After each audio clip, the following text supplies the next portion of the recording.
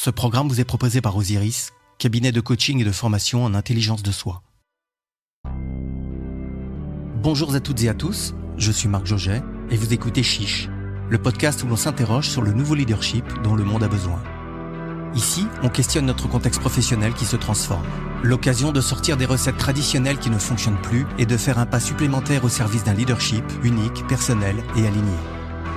2 fois par mois, je partage avec vous mes rencontres avec des hommes et des femmes inspirants. Ces hommes et ces femmes sont des dirigeants d'entreprise, des experts, des entrepreneurs, qui tous, dans leur vie professionnelle, interrogent leur singularité et challengent leurs habitudes. Ils et elles ont accepté de partager leurs expériences, et avec eux, je vous propose de questionner nos fonctionnements et de revisiter notre leadership. Nous allons parler de réussite et d'échec, d'engagement et de transformation, de connaissance de soi et de relations aux autres, mais aussi du courage nécessaire pour mettre nos valeurs en action et faire nos choix en conscience. Vous écoutez Chiche, soyez les bienvenus.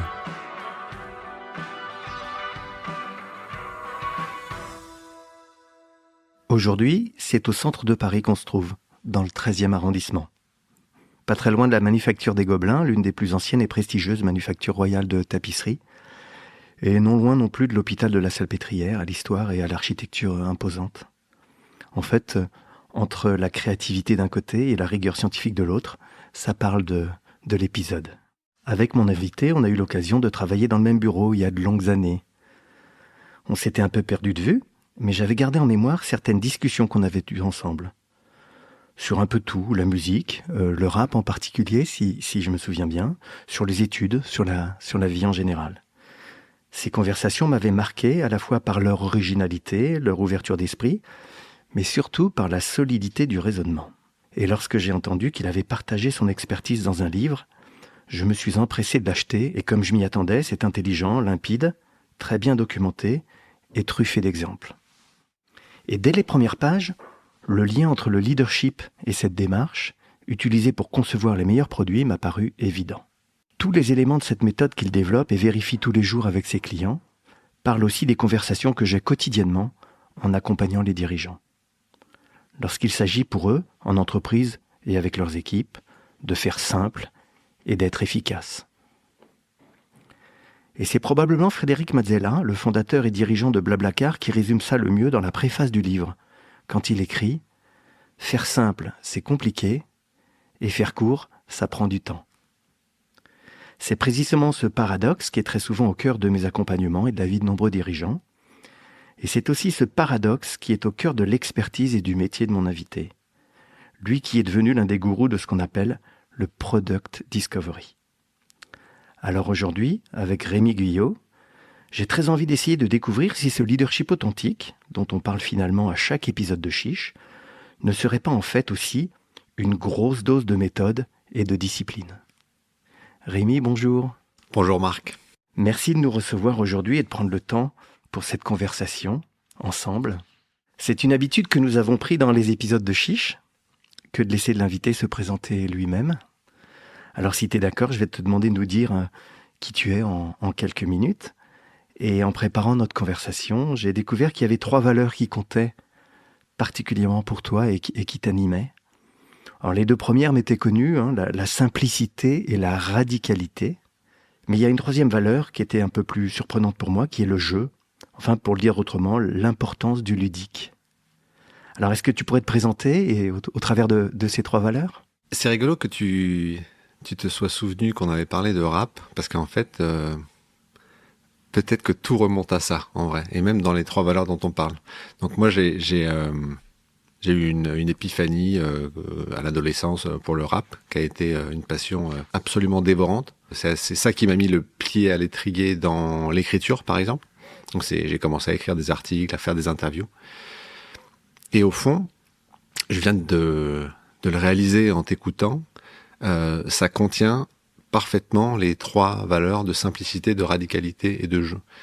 C'est-à-dire que le rap est plus généralement le hip-hop comme mouvement culturel.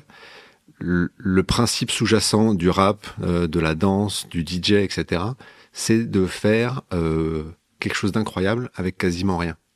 Les rappeurs, ils savent pas chanter, les breakers, ils savent pas danser, les DJ, ils savent pas composer de la musique. Et pourtant, ils ont contribué à une révolution culturelle absolument incroyable. Et ça m'a toujours fasciné. La radicalité, je crois qu'elle est très très présente dans le rap, le fait de prendre des partis pris extrêmement forts, aussi bien musicalement que dans la manière de scander, le fait d'aller réutiliser d'aller piller même d'autres mouvements musicaux pour les réinventer. Et puis le jeu qui est, je pense, la partie qu'on oublie le plus souvent dans le rap, c'est que y a énormément de choses passionnantes dans le rap qui sont de l'ordre du ludique en fait. De jouer à ce point-là sur les rimes et les allitérations, le fait de se donner des personnages, d'avoir du style, etc. Bref, ces trois valeurs-là, je viens de me rendre compte qu'en fait, elles viennent peut-être du rap. Voilà, c'est juste spontanément, c'est très rigolo que tu parles de rap. Et donc en 2 mots, aujourd'hui, je suis co-dirigeant d'une entreprise qui s'appelle donc Discovery Discipline, qui porte le même nom que le livre qu'on a écrit avec Tristan Charvia, qui a la gentillesse de nous accueillir pour cet épisode. Et effectivement, cette entreprise, elle aide les organisations qui souhaitent mieux concevoir leurs produits digitaux. Voilà, nous c'est ça qu'on fait. Et on aide les gens, on forme les gens à mieux créer ces produits. Donc on fait pas le travail à leur place. On n'intervient jamais en leur disant on a la meilleure solution. On leur dit on pense qu'on a une meilleure méthode de travail. Et si vous nous faites confiance, on va vous aider à adopter cette méthode de travail-là, qui ensuite va vous rendre complètement autonome pour faire des produits digitaux de meilleure qualité. Voilà, c'est vraiment ça le cœur de notre expertise. En y réfléchissant, je me rends compte à quel point la simplicité et l'efficacité sont importants pour moi. Quand j'y pense, là, en t'entendant, il y a une partie de moi qui est très intuitive, qui se projette sans cesse, très vite dans l'après. Tu sais, en essayant d'imaginer toutes les options possibles, et qui, par conséquent, doit gérer 1000 équations avec 1000 inconnus, enfin, dans un processus très intellectuel. Et puis, il y a une autre partie de moi, en fait, qui cherche, j'ai l'impression, à compenser. Qui compense en misant beaucoup sur la simplicité et sur l'efficacité, justement. Dans une approche très concrète, très objective, très structurée, qui m'a fait très vite penser aussi à ce que tu proposes dans ta méthode Discovery Discipline. Et je crois que la raison pour laquelle j'ai tout de suite aimé ton approche, c'est qu'elle parle efficacement de ces 2 parties de moi. Elle nous apprend l'importance de combiner structure et flexibilité. Telle que je la comprends, elle repose à la fois sur une discipline et un équilibre. D'un côté, c'est une discipline, il y a 7 étapes qui fonctionnent que si elles sont bien appliquées. Mais aussi, il y a un autre côté, c'est un équilibre, un mélange apprivoisé entre des moments de divergence et des moments de convergence. Alors, ce qui m'intéresse aujourd'hui avec toi, c'est que tu parles de méthode, et je me suis toujours demandé comment on pouvait mobiliser les techniques de recherche et les appliquer au management du leadership. Il se dit parfois que la pire des méthodes, c'est de ne pas en avoir. Donc voilà, la question du jour, je te la pose. À ton avis, est-ce qu'on peut parler de méthode ou de ta méthode quand on aborde le thème du leadership ? La naissance de cette méthode, donc c'est vraiment une méthode qui a été intégralement créée par Tristan et moi, mais au cours d'une période de 15 ans de collaboration, aussi bien chez PayPal que ensuite chez Blablacar. Dans les 2 entreprises, on travaillait très étroitement ensemble. Et je crois que plus le temps passe, plus je réalise à quel point c'était peut-être avant tout une méthode de leadership en fait. Ce que je veux dire par là, c'est que le moment où on l'a formalisé, on était plusieurs personnes et on était toutes en situation de leadership. Donc il y avait Tristan et moi, évidemment, mais il y avait 4 autres personnes qui ont joué un rôle fondamental. Artabaz Shams, Benjamin Retourné, Nicolas Duval et Mélanie Bras. C'est des personnes qui étaient toutes dans des situations en fait de leadership, de management, etc. Et on cherchait, le jour où on l'a formalisé, à résoudre un problème très précis qui était comment est-ce qu'on concilie le besoin pour une entreprise, Blablacar en l'occurrence, d'aller dans des directions très, très claires. Blablacar, toujours dirigé par un des cofondateurs, donc qui a des idées très très fortes sur là où est-ce qu'on veut aller. Donc concilier ça d'un côté, on a une direction très précise là où on veut aller, avec un appétit de la part des équipes immense pour de l'autonomie. Comment est-ce qu'on concilie ça ? Comment est-ce qu'on concilie le fait de donner beaucoup d'autonomie alors qu'en fait on a une direction extrêmement claire ? Et la méthode, c'était pas sa seule vertu, mais une de ses vertus, c'était ça. C'était de concilier ça. Alors après, c'est un peu plus précis que ça. Mais donc oui, je pense que c'était une bonne manière pour quelqu'un qui est en position de leadership de se forcer à avoir un point de vue sur le cadre et à se forcer à le définir d'une manière qui est concise, précise et universellement comprise, pour ensuite trouver le courage de laisser les équipes de prendre leur place dans ce cadre-là et d'y apporter leur touche, qui n'était pas forcément prévue ou prévisible. Maintenant que les bases sont posées, maintenant qu'on a compris ce que c'est et qu'on a un peu déchiffré le champ d'application, j'aimerais bien avec toi passer le leadership au crible de quelques notions fondamentales de la Discovery Discipline.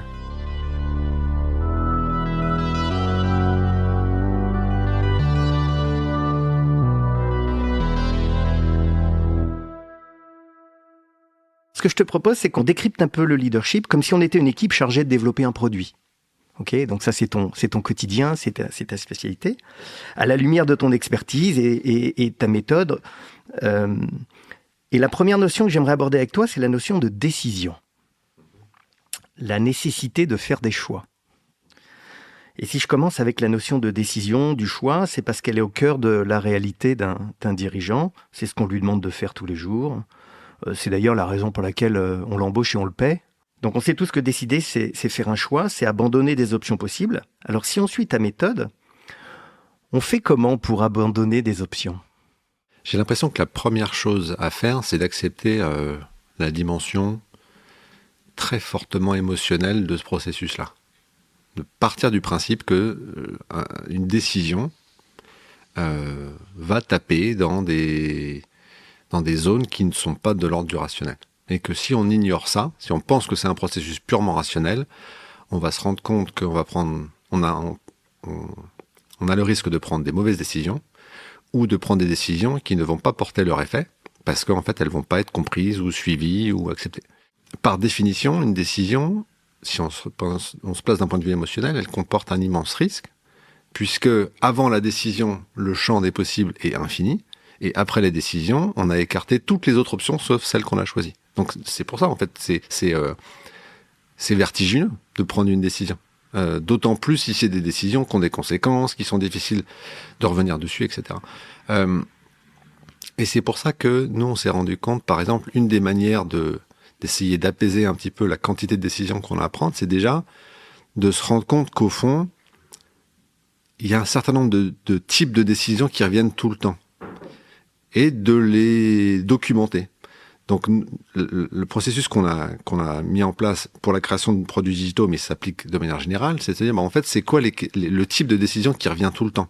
Et en fait on se rend compte que de nombreuses fois on se retrouve dans des situations où on a un point de vue beaucoup plus fort sur le chemin à prendre et on est incapable de dire mais au final le point d'arrivée c'est quoi.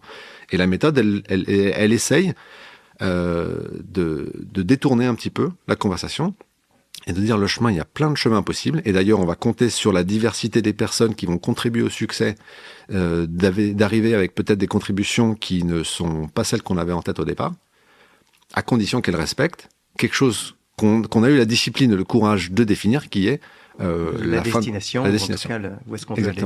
Et ce que tu me dis, ça me fait penser aussi à autre chose dans cette réflexion sur la décision qui m'a intéressé dans ta méthode et qui parle de convergence et de divergence. Alors, est-ce que c'est relié ces phases comment on dit, d'autonomie, mais aussi de précision de là où on veut aller? Est-ce que c'est toujours plus confortable de diverger, en fait, d'accumuler les possibilités?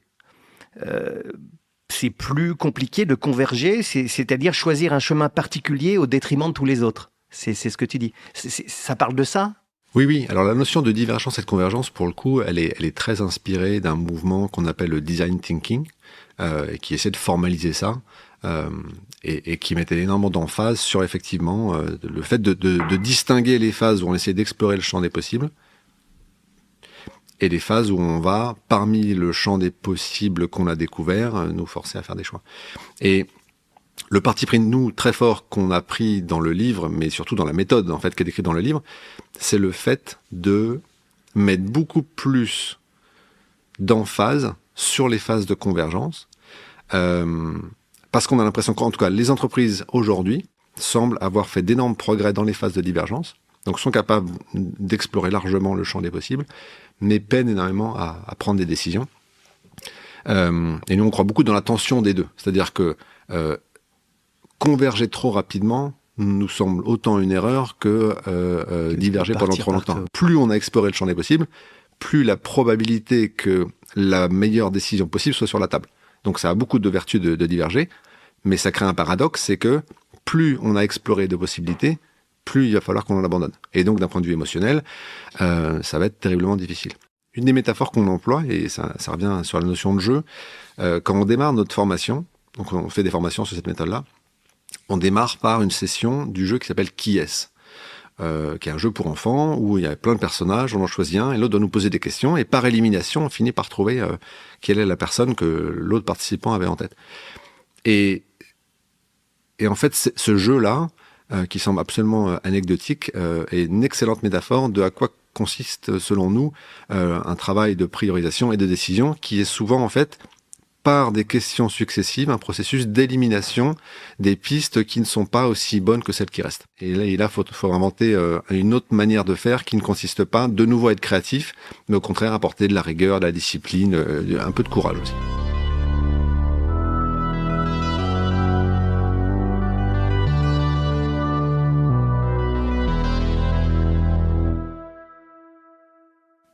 Il y a une autre notion très présente dans ton métier, dans ton approche, également très présente quand on accompagne des dirigeants, c'est la notion de simplicité ou, pour le dire autrement, de simplification. Et là encore, les choses semblent s'opposer ou être contradictoires. En effet, comme on le disait au début, faire simple, c'est compliqué. Et donc ça veut dire qu'une partie de la discipline, et donc de ta méthode, et donc probablement du leadership, repose là-dessus. Faire simple, c'est compliqué. Comment on traite ça ? En fait, c'est largement pire que faire simple, c'est compliqué. Si seulement c'était que ça. Moi, le philosophe, écrivain, poète qui m'a le plus inspiré ces dernières décennies s'appelle Paul Valéry. Et la phrase qui me hante, c'est « Ce qui est simple est faux, et ce qui ne l'est pas est inutilisable ». Et ça, d'un point de vue leadership, c'est fondamental de le comprendre. Ce qui est simple et faux, ça veut dire si tu es capable de proposer, par exemple, un plan simple, tu es forcément en train de simplifier plus que ce que toi tu comprends une réalité. Les dirigeants, souvent, sont des personnes qui sont intellectuellement brillants, et c'est précisément ça, parfois, qui fait qu'ils se prennent les pieds dans le tapis. C'est parce que la complexité que eux sont capables d'absorber, ils ne se rendent pas compte à quel point d'autres personnes qui sont dans d'autres réalités ne vont pas être capables de digérer tout ça. Et ces dirigeants-là peinent énormément à proposer un plan simple parce qu'ils en comprennent toutes les nuances et toutes les imperfections et même tous les raccourcis. Et donc je crois que, donc pour revenir à cette situation, ce qui est simple et faux, c'est la première chose. Si tu fais quelque chose de simple, il faut que toi, tu arrives à accepter de vivre avec toutes quelque chose qui n'est pas parfait, qui a fait des arbitrages, exactement, qui a renoncé à d'autres options qui pourraient être aussi bien. Complètement, ou qui fait disparaître certaines nuances qui, voilà, à tes yeux, sont critiques, mais qui en fait rajoutent un degré de complexité qui va perdre tout le monde. Mais, et c'est là le paradoxe magique, c'est ce qui est simple et faux, mais ce qui ne l'est pas est inutilisable. Si tu ne produis pas quelque chose de simple, de toute manière, ça ne servira à rien puisque personne ne pourra en faire quoi que ce soit. Et donc, en tant que leader, tu dois trouver l'équilibre entre les deux. Tu dois trouver l'équilibre entre réduire le degré de fausseté, quelque part, parce que si à un moment tu simplifies tellement que ça ne veut plus rien dire, mais si tu ne fais pas suffisamment ce travail-là, personne ne pourra en faire quoi que ce soit. Personne ne pourra le prendre et en faire quelque chose. Et j'aimerais juste peut-être ajouter une chose dont on n'a pas parlé et qui va sûrement bien résumer ce dont on parle, mais aussi donner une tâche extrêmement claire à quelqu'un qui voudrait être un meilleur leader. Il y a un concept qui s'appelle la malédiction de la simplicité, que j'ai découvert dans un livre qui s'appelle Insanely Simple, et qui grosso modo décrit la culture de la simplicité dans l'entreprise Apple. Et le principe de la malédiction de la simplicité, c'est si tu crées quelque chose de simple, ça veut dire que tu as, au passage, effacé toutes les traces de ton travail. Si ça semble simple, ça va sembler évident, et personne ne serait capable de deviner la quantité de travail nécessaire pour arriver à ça. Pourquoi est-ce que ce concept-là, il change tout dans la manière dont tu manages les gens? C'est que si tu récompenses le travail visible, ben les gens ils vont créer des solutions compliquées. Et donc, il faut absolument encourager les gens à créer des choses simples, tout en valorisant tout le travail invisible qui a mené à ça. Et dans le domaine du design d'interface, dans le domaine du design d'expérience de produits digitaux, souvent, on a des designers de grand talent qui créent des solutions qui, au fond, inconsciemment, cherchent à démontrer à quel point le problème a été compliqué.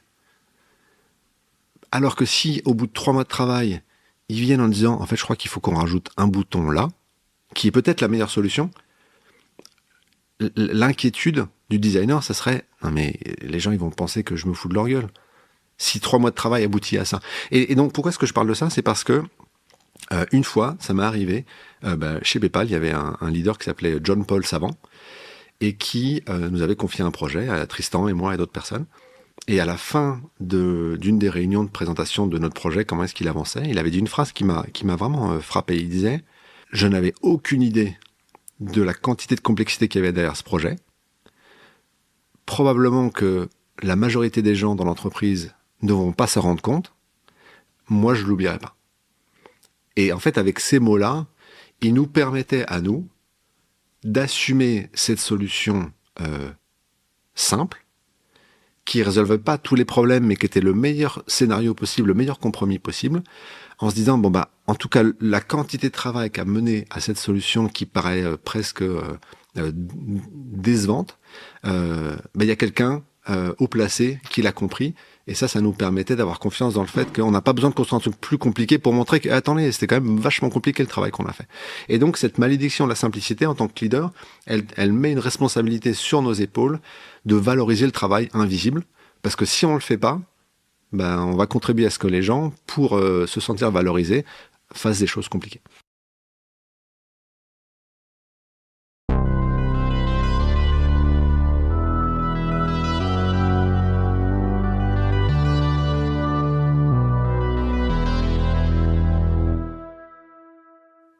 On a parlé de la nécessité de faire des choix, de la capacité à décider. On vient d'aborder aussi l'enjeu de simplification. Il y a une autre notion que tu abordes en Product Discovery et dans ton livre, c'est la notion de faire confiance. Elle permet de déléguer, elle permet de s'appuyer sur l'expertise de chacun, comme tu le disais, et tu me vois venir, parce que la notion de faire confiance, elle est également fondamentale quand on aborde le leadership. Alors, à quel moment cette notion de confiance intervient dans le développement d'un produit? Moi, il y a un paradoxe. Dans le domaine de la tech, il y a 2 injonctions qui ne sont jamais contredites, alors qu'elles sont fondamentalement en opposition. Ces 2 injonctions, cette sorte de grand mythe, c'est premièrement, d'un point de vue expérience utilisateur, il faut créer une expérience utilisateur qui soit cohérente de bout en bout. À chaque fois qu'on est en train, sur notre téléphone, notre ordinateur, d'avoir l'impression de galérer, on se dit mais c'est pas fluide, là j'étais sur un site et puis je clique sur un bouton et ça m'en met ailleurs, et il me redemande le mot de passe, enfin c'est pas de cohérent. Enfin, on voit bien que il manque de la cohérence et de la fluidité. Donc ça c'est une obsession, quand on essaie de concevoir des produits, on est obsédé par cette notion de expérience utilisateur cohérente de bout en bout. Et ça, j'ai jamais entendu quelqu'un disputer le fait que c'était quelque chose d'important. Et puis il y a une autre chose très très importante, en particulier dans les équipes produits, design, engineering, qui est la notion justement de créer des petites équipes 100% autonomes. Le mythe, il vient en partie de Jeff Bezos qui parlait de 2 pizza teams, d'avoir des équipes tellement petites qu'elles sont capables juste de faire un déjeuner autour de 2 pizzas. Alors c'est des pizzas américaines, hein, c'est des grandes pizzas quand même, mais en tout cas de se dire on crée des petites équipes et puis on leur donne un périmètre et puis on les rend complètement autonomes. Ça pareil, personne discute ça. Sauf que ces 2 idées sont naturellement complètement en opposition. C'est-à-dire que si un produit, tu le découpes en plein de petits périmètres, tu prends 10 équipes, chacune en autonomie complète pour améliorer leur périmètre, tu vas forcément aboutir à une expérience utilisateur qui n'est pas cohérente de bout en bout. Pourquoi est-ce que je parle de ça? C'est parce que la notion de confiance, une manière de résoudre le problème que je viens de décrire, moi je crois que le système qui fonctionne à l'échelle. C'est pas un système où plus tu grossis, plus tu as besoin de communiquer, parce que ça, c'est une sorte de rendement décroissant. C'est plutôt un système où tu vas faire confiance au référentiel que tu as en commun. Ça, c'est vraiment quelque chose un concept fondamental. C'est l'idée de se dire, pour que 10 équipes prennent des décisions en toute autonomie, tout en créant une expérience utilisateur cohérente de bout en bout, commune, il faut qu'elles sachent que quand elles vont faire des arbitrages, elles s'appuient sur les mêmes référentiels. Par exemple, et ça il y en a plein qu'on peut imaginer, une vision d'entreprise, une vision produit, ça sert exactement à ça. Ça sert à avoir un référentiel commun qui font que deux équipes qui ne vont peut-être pas se parler vont prendre des décisions qui convergent, qui vont dans la même direction. Et donc tu peux, en fait, en faisant confiance à ce référentiel commun, implicitement, tu es en train de faire confiance aveuglément à des équipes que tu ne connais pas, mais qui potentiellement vont contribuer à quelque chose qui va avoir un impact sur ce que toi tu vas faire. Énormément à la relation de confiance. C'est-à-dire qu'on comprend qu'on parle le même langage. D'ailleurs, si on sort de notre sujet, le fait de parler la même langue crée naturellement de la confiance. Si toi et moi, on parlait pas la même langue, on peut faire beaucoup d'efforts et beaucoup de sourires, ça va être vachement limitant. Et donc, la notion de référentiel commun, pour moi, c'est vraiment un principe extrêmement important. Et donc, en tant que leader, on se rend compte à quel point, quand on réfléchit à tout ça, à quel point on a un rôle fondamental à jouer dans l'identification de ces référentiels qui n'existent peut-être pas, le fait de leur donner vie, et puis le fait de les rabâcher en permanence. Et des fois, le rôle le plus important qu'on peut avoir face à plein d'équipes, c'est d'être la personne qui, quelque part, incarne ce référentiel commun. Pas forcément qu'elle en ait été la créatrice, la personne qui l'a créé, mais d'être la personne qui en permanence dit voilà ce qu'on a, voilà notre socle commun, et si on est tous en train de le regarder et de s'y référer, la probabilité va être plus élevée que la somme de toutes les actions et de toutes les décisions prises en toute autonomie potentiellement vont créer quelque chose qui a du sens de manière générale. Et tu emploies un mot qui me parle beaucoup, qui est le mot incarné. Et ça, on en parle beaucoup aussi en leadership. C'est effectivement ce que je reprends de ce que tu dis, c'est que si on a ce référentiel commun et si on le rabâche ou en tout cas on l'incarne, si c'est quelque chose qu'on prend pour soi, on peut s'affranchir de tout l'aspect contrôle parce qu'en fait, le cadre, ce qu'il y a en commun suffit pour que chacun s'y retrouve et qu'on aille tous dans la même direction. C'est ça ?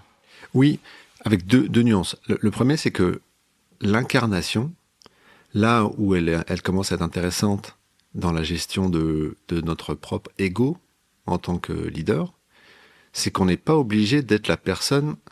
Prenons l'exemple d'une vision. La vision pour l'entreprise à 3 ans. On n'a pas besoin d'être la personne qui a pensé toute cette vision-là pour en décider d'en devenir l'incarnation. Exactement. Et ça, moi, c'est un échec que j'ai mis énormément de temps à comprendre ça quand on me demandait, tiens, un Chief Product Officer, il doit être en charge de la vision produit. Et en fait, des fois, j'étais un peu à sec sur le fond.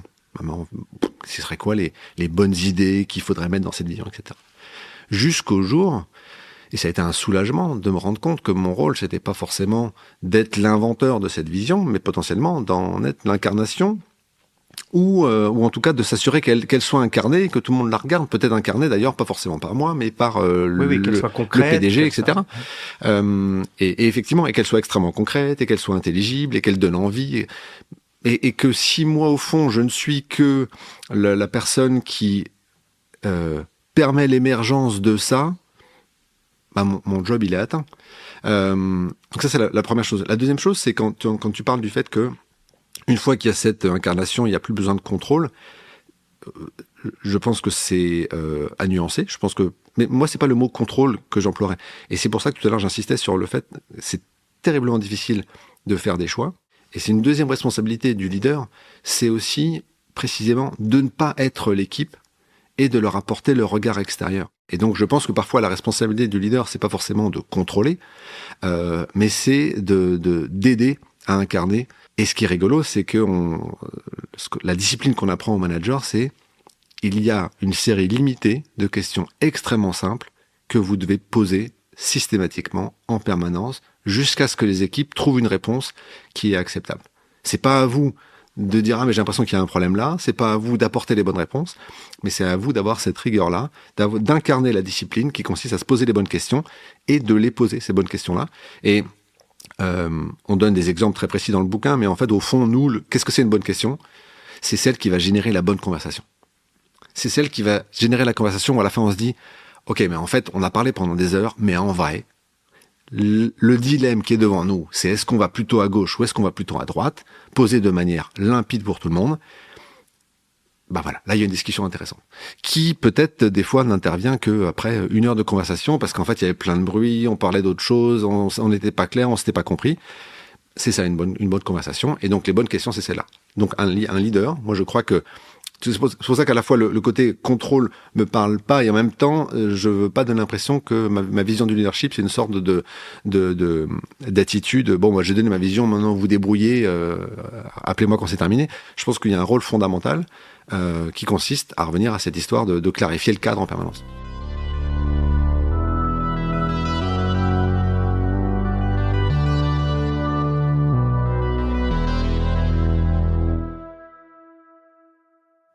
Et tout ça, ça me fait penser à un autre aspect de ta démarche que tu utilises quand tu observes les clients, quand tu développes des produits. Et en fait, quand tu essaies de te mettre à leur place, si j'ai bien compris, et tu l'appelles ça la carte d'empathie. Alors, de quoi ça parle ? Et puis, quand on est dirigeant ou manager, est-ce qu'on pourrait imaginer de développer des cartes d'empathie pour ses collaborateurs, peut-être pour mieux se mettre à leur place ? Donc, dans le domaine d'un processus de développement de produits, ce qu'on appelle une carte d'empathie, c'est le fait de documenter quand on a rencontré un utilisateur ou un prospect pour qui on a envie de construire un produit qui est censé résoudre une partie de ses problèmes, c'est de documenter qui est cette personne-là, ce qui est important pour elle, ce qui la touche, etc. Et en fait, c'est de cristalliser des détails qui vont continuer de nous guider et de nous inspirer une fois qu'on n'est plus en contact avec cette personne-là, et donc ça va servir un peu de repère. Ce qui est très très intéressant dans le lien avec le leadership, c'est moi j'ai jamais fait de carte d'empathie documentée à destination de collaborateurs. En revanche, je suis obsédé par ça de manière assez intuitive. Et je crois que les raisons pour lesquelles j'étais un bon manager et un extrêmement mauvais recruteur, c'est parce que j'ai découvert avec le temps que mon instinct naturel consiste, quand je rencontre quelqu'un, à chercher en quoi cette personne est extraordinaire. Et c'est un instinct, c'est-à-dire que aujourd'hui je le rationalise, mais je me suis rendu compte que je cherchais toujours à faire ça. Et donc, mais là où je crois que c'est intéressant en tant que vraiment littéralement manager d'équipe, c'est plus tu fais ça, plus tu essaies de comprendre mais qu'est-ce qu'elle a d'unique cette personne-là, où est son talent, et ben plus tu es capable de trouver entre le pool de gens et le pool de besoins de ton entreprise des opportunités de mettre en relation des talents et des projets d'une manière qui est complètement différente des titres, des rôles et responsabilités. Ou d'un CV qui décrirait de façon exactement. Un petit peu... Et donc c'est une sorte de carte d'empathie un peu intuitive que je fais, mais au fond qui est à l'origine d'énormément de conversations que moi j'ai pu avoir. Aujourd'hui, je suis plus dans une position de manager des équipes, mais quand je l'ai fait, énormément de conversations que j'avais visaient en permanence à essayer de mettre le doigt sur mais cette personne-là, c'est quoi son super pouvoir ? Elle en a un, ça c'est une évidence de base, mais essayons de le décrire avec le plus de précision, et souvent c'est un travail qu'on fait à deux, en fait, parce qu'une partie du travail consiste pour la personne de prendre conscience de ça. Ce qui est rigolo, c'est que parfois, c'est un défaut qui est son super pouvoir. C'est pas forcément d'essayer de transformer les gens, c'est de leur faire conscience qu'ils sont absolument parfaits en l'état. C'est juste qu'il faut qu'ils le regardent sous un angle qui est peut-être nouveau. Et donc, pour revenir à ces histoires de carte d'empathie, moi je crois que c'est une vertu et en termes d'efficacité, puisque tu en permanence tu essaies de placer les gens là où ils vont apporter le plus de valeur, puisque tu les mets face à des projets où on a besoin exactement de super pouvoirs, mais juste d'un point de vue de l'humanité, c'est fabuleux en permanence d'aider des gens à prendre conscience d'à quel point qui ils sont est incroyable. Plutôt que d'être... on a beaucoup dans le domaine du leadership, des injonctions de faut sortir de la zone de confort, il faut faire mieux, il faut apprendre, etc. Et je crois que c'est épuisant, en fait, comme discours. Et tant mieux s'il y a des personnes que ça inspire et que ça motive, mais il y a plein de gens qui n'en sont pas capables et sûrement pas tout le temps. Donc ça, c'est une autre manière de regarder le rôle du leader.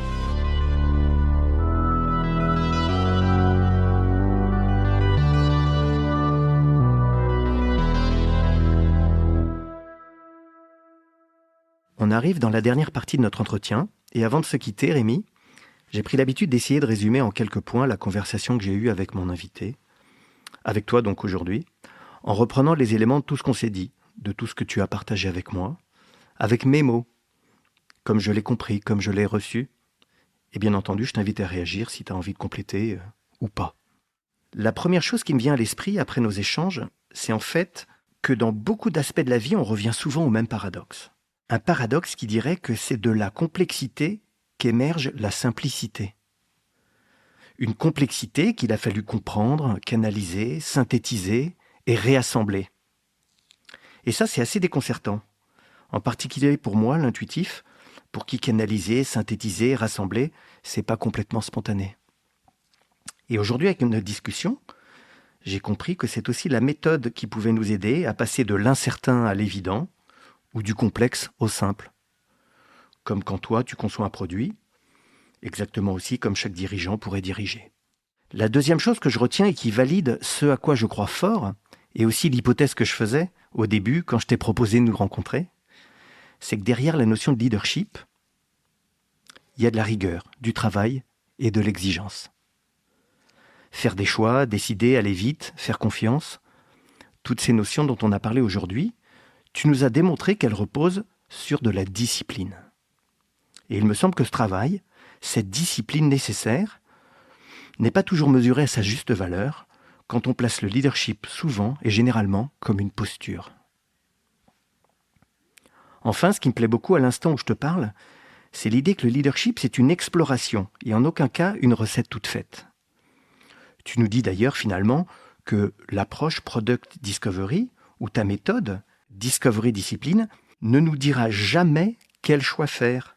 Ta méthode va simplement nous apporter le contexte nécessaire pour augmenter les chances de prendre la bonne décision. Ouais, c'est ça.